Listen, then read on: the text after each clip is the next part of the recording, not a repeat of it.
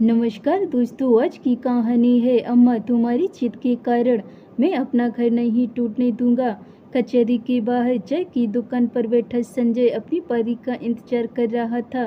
आज जहाँ तक उसे उम्मीद थी उसका और उसकी पत्नी सोनी का तलाक हो जाएगा। तलाक वो अपनी मर्जी से ले रहा था, पर फिर भी पता नहीं क्यों वो खुश नहीं था।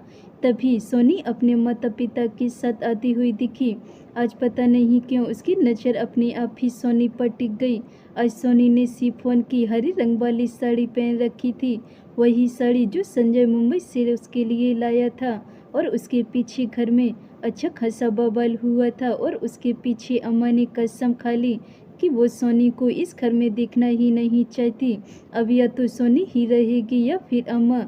संजय अम्मा का विरोध नहीं कर पाया और नौबत तलाक तक आ पहुंची।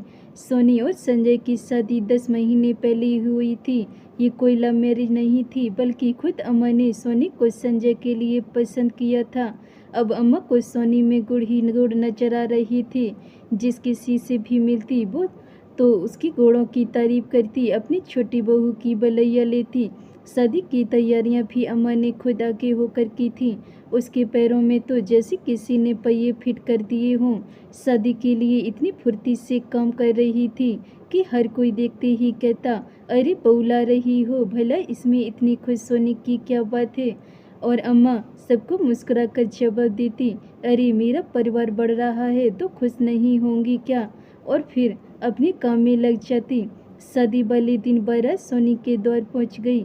बारातियों में से कुछ लोग शादी में बने पकवानों का लुत्फ उठाने लगे, तो कुछ लोग दहेज के सामान को देखने लगे, तो कोई बरमाला दिखने में बिजी हो गया।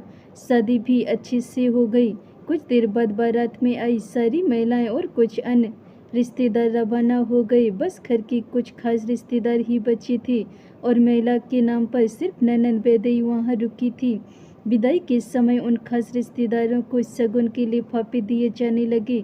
जिन जिन खास लोगों के नाम अम्माची ने खुद लिस्ट में लिखवा कर दिए गए थे, उन सबको शगुन के लिफाफे दे दिए गए। उसके बाद सोनी के पापा ने अम्माची के बड़े भाई शंभू दयाल जी से पूछा, समधी जी अगर कोई रह गया हो तो बता दीजिए, ताकि उससे भी शगुन का लिफाफा दे दें। हम हमारी तरफ से हम कोई कमी नहीं रखना चाहते। शंभू दयाल जी के अनुसार सभी को शगुन का लिफाफा मिल चुका था, इसलिए उन्होंने भी हाथ छोड़कर सोनी के पापा से कहा, समधी जी आपने जो कुछ दिया है सब सोनी के बराबर है। मेरे अनुसार तो सभी को शगुन मिल चुका है, आप फिक्र मत कीजिए। थोड़ी देर बाद विदाई हो गई। नई दुल्हन का घर में प्रवेश भी हो गया, लेकिन थोड़ी देर बाद बुआ सास का मुंह फूल गया। उन्होंने इस बात का बतंगड़ बना दिया कि नई समधी ने उनके पोते को शगुन नहीं दिया।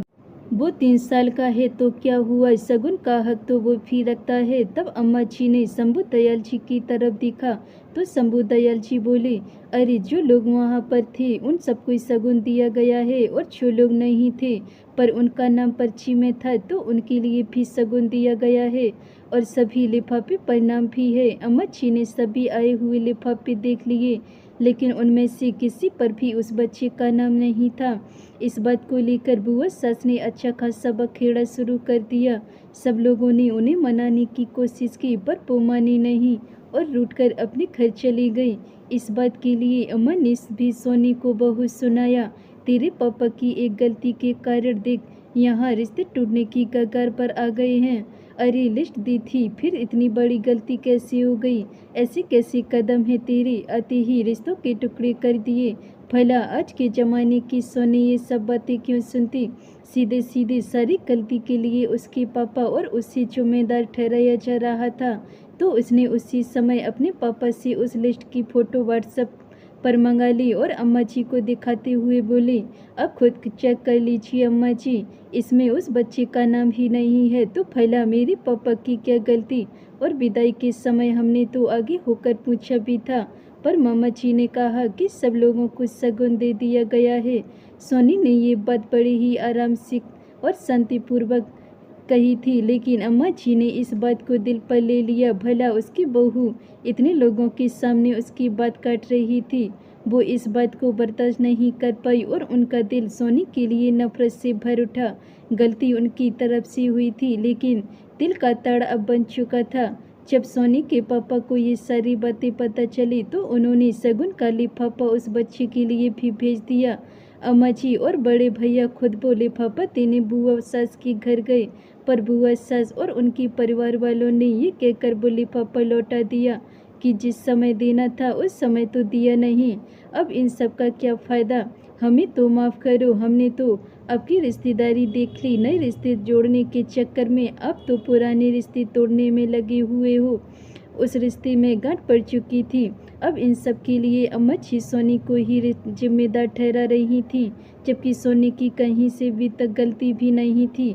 जब इंसान किसी के लिए अपने दिल में नफरत बैठा लेता है तो उसकी अच्छी बात भी उसे बुरी ही लगती है। उसकी अच्छाइयों में भी हमेशा कमियां ही नजर आती हैं। ऐसा ही कुछ अम्मा जी के साथ हो रहा था। अब तो सोनी कोई भी काम करती तो अम्मा जी को उसमें कमियां ही कमियां नजर आती। सोनी कोई भी जवाब दे, अम्मा जी उसका उल्टा मतलब ही निकालती। घर का माहौल बड़ा बोझिल सा होने लगा था। घर में कोई भी अम्मा जी को समझाने की कोशिश करता तो अम्मा जी उसी के लड़ने को तैयार हो जाती। धीरे धीरे सबने बोलना ही छोड़ दिया, पर इसका सबसे ज़्यादा असर हो रहा था संजय और सोनी के रिश्ते पर। अम्मा जी सोनी की हर छोटी छोटी बात का तिल का ताड़ बनाकर संजय के सामने पेश करती। इस कारण 1 महीने की शादी में ही दोनों में भी आए दिन अब बहस होने लगी थी। उस दिन बात कुछ भी नहीं थी। संजय 2 दिन के लिए मुंबई गया था। वहां से आते समय वो सबके लिए कुछ न कुछ खरीद कर लाया था। उस दिन भाभी के घर में कोई प्रोग्राम था तो इसलिए भैया भाभी और बेदई वहां गए हुए थे। घर में अम्मा और सोनी ही थे। सोनी के लिए वो हरे रंग की शिफॉन की साड़ी लेकर आया था जो सोनी को भी बहुत पसंद आई थी। संजय का फोन आ गया तो फोन पर बात करता हुआ बाहर वो आ गया था। उस समय सोनी अंदर कमरे में आईने के सामने खड़ी होकर उस साड़ी को लगाकर देख रही थी। ये देखकर अम्मा ने तंज कसा, हाँ हाँ भाई पहन लो नई साड़ी, बाप की तो शगुन देने की औकात नहीं है, यहाँ मेरे बेटे के पैसे खर्च कराई जा रही है। आखिर फकीरों के घर पर क्या देखा होगा। ये बात सोनी को बहुत बुरी लगी और उसने पलट कर कहा, अम्मा जी आखिर कब तक अब मेरे और मेरे पापा के पीछे पड़े रहोगी। गलती आप लोगों की थी, पर जब देखो आप मुझे सुनाती रहती हैं। ज़्यादा जबान मत चला मेरे सामने। जब जब तू मेरे सामने आएगी मैं तुझे ये बात सुनाती रहूँगी, क्योंकि तेरे कारण हमारे खास रिश्ते टूट गए। अम्मा जी कभी अभी भी चुप नहीं हो रही थी तो सोनी ने जोर से कहा, मेरे कारण कोई रिश्ता नहीं टूटा है आपका, ये सब तो आपकी हरकतों के कारण टूटा है। आपको खुद रिश्ते बनाकर रखने नहीं आते, तभी तो अब अपने बेटी बहू के पीछे पड़ गई हो। बस कर ज़्यादा जवान चला रही है, अम्मा ने इतनी जोर से कहा कि बाहर से संजय दौड़ा दौड़ा अंदर आया और बोला, क्या हुआ अम्मा, इतनी जोर से क्यों चिल्ला रही हो। अरे पूछ तेरी पत्नी से, ये मुझ पर तेरा घर तोड़ने का इल्जाम लगा रही है। अब या तो ये इस घर में रहेगी या फिर मैं, अम्मा जी ने रोती हुई कहा। अम्मा की बात सुनकर संजय हक्का बक्का रह गया। तभी सोनी बोली, भला है क्यों जाऊंगी यहाँ से, सारी गलती तो आपकी है। सोनी के कहने पर अम्मा ने संजय की तरफ रोते हुए देखा और कहा, इसी दिन के लिए तुझे पाल पोस कर बड़ा किया था मैंने। अरे जिस दिन तेरे पापा खत्म हुए थे उस दिन मैंने हिम्मत नहीं हारी, बल्कि तुम लोगों के लिए फिर से खड़ी हो गई। इसका नतीजा ये है कि आज मुझे ये दिन देखना पड़ रहा है। आखिर संजय ने सोनी को ही डांट दिया, अगर तुम्हें अम्मा के साथ रहने में दिक्कत है तो निकल जाओ यहाँ से। कब तक मैं ये सब बर्दाश्त करता रहूँगा। सोनी को संजय से इस जवाब की उम्मीद नहीं थी। वो भी गुस्से में अपना सामान पैक कर वहाँ से निकल गई।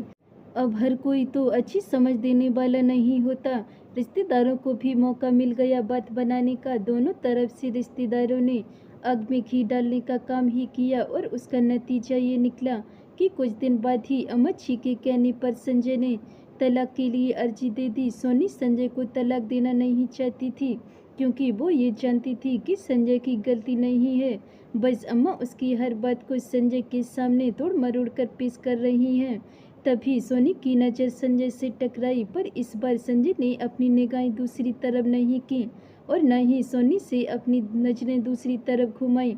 सोनी की नज़रें उसे ऐसे देख रही थीं जैसे पूछ रही हो, क्या हुआ संजय, आज अकेले कैसे आई हो? सचमुच संजय अपने आप को अकेला ही तो महसूस कर रहा था।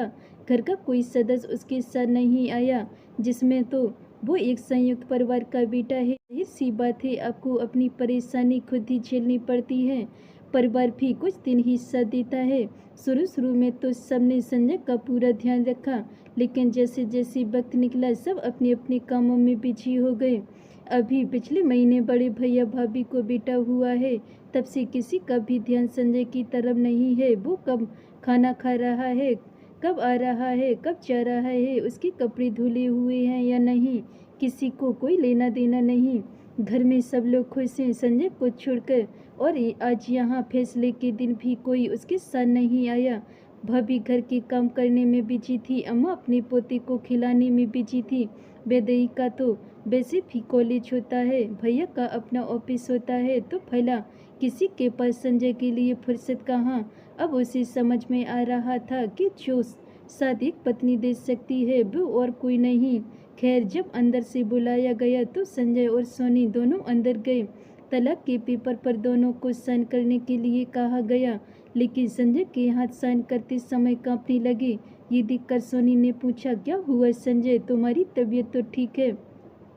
संजय ने सोनी की तरफ देखा और फिर हिम्मत करके कहा, क्या हमारा तलाक लेना जरूरी है? सोनी एकटक उससे देखती ही रह गई, फिर बोली, तलाक मैंने नहीं तुमने मांगा था, और अगर तलाक नहीं लेंगे तो फिर अम्मा, तुम अम्मा की बात छोड़ो, उनके पास उनके बेटे बहू परिवार सब है, पर मैं तो अकेला हूँ। इस बार मैं तो वो गलतियाँ नहीं दोहराऊंगा जो मैंने उस समय की थी। इसलिए मैं एक बार फिर पूछ रहा हूँ, क्या हमारा तलाक लेना जरूरी है? हम एक नई शुरुआत नहीं कर सकते? मुझे तलाक नहीं चाहिए, पर क्या तुम अपनी अम्मा का सामना कर पाओगे? सोनी का जवाब सुनकर संजय एक पल के लिए बिल्कुल चुप हो गया।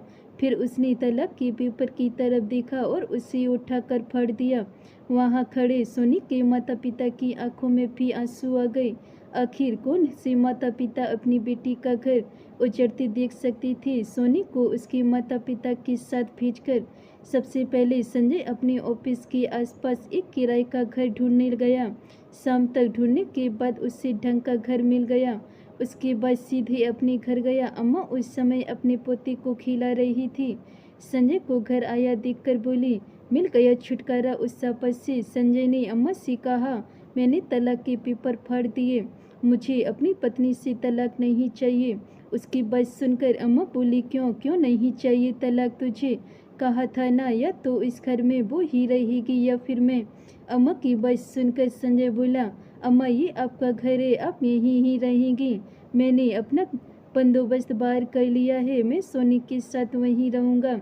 अरे ऐसा क्या जादू कर दिया है उसने जो तलाक लेने से मना कर रहा है? छोड़ो से, उसके जैसी 10 मिलेगी तुझे। मेरी बात पर यकीन नहीं है? अरे मैं तेरी अम्मा हूँ, मैंने तुझे पाल पोस कर बड़ा किया है, अब तू उसके लिए मुझे छोड़कर जा रहा है? जब तेरे पिताजी, बस भी करो अम्मा, कब तक इमोशनल ब्लैकमेल करोगी? अम्मा तेरी जिद के कारण मैं अपने घर को नहीं टूटने दूंगा। अपने दिल पर हाथ रखकर सोचो कि क्या सोनी ही हमेशा गलत थी? क्यों बस जबरदस्ती मेरा घर बर्बाद करने में तुली हुई हो? खुद तो खुद अपने बेटे बहू पोते पोती में खुश हो। क्या तुम्हें मेरा अकेलापन दिखता है? सब अपने आप में खुश हैं, पर मैं तो अकेला हूँ। मैं भी अपना परिवार चाहता हूँ, तो क्या गलत चाह रहा हूँ? बस अम्मा आप यहाँ खुश रहिए, अब हमें भी खुश रहने दीजिए, कहकर संजय अंदर कमरे में चला गया और अपना सामान पैक कर उसी समय सोनी के साथ अपनी गृहस्थी बसाने के लिए रवाना हो गया। धन्यवाद दोस्तों, अगर ये मेरी कहानी आपको पसंद आई हो तो वीडियो को लाइक कमेंट शेयर जरूर करें। अगर चैनल पे नए हैं तो चैनल को सब्सक्राइब कर लें। मिलते हैं ऐसी और नई कहानियों के साथ, तब तक के लिए बाय बाय।